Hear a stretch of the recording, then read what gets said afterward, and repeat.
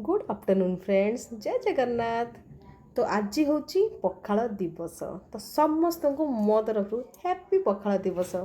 तो समस्त खाइबे तो आमे भी तो भाई पखाल खाइबा। तो चलतु देखा कौन कौन बन पखाल सहित। चल देखा कौन कौन अच्छी आज पखाल सहित।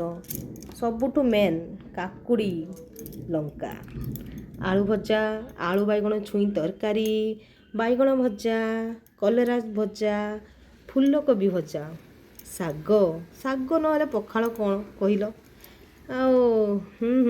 आलू भर्ता मेन आइटम तो यही गाइज कौन बड़ी चूरा यही हूँ बिलाती खटा एटा हूँ मेन आइटम गाइज पानी भासीज आंबुल खटा आंबुल को चकटी देची उफ काकुड़ी टे पकईदेवा लंका टे पकई सरिष तेल टे पकई एटा रहा बासी तोराणी भात भी अच्छी माने पखाल भात बासी पखाल भात खाइबा को बहुत जमीब आज।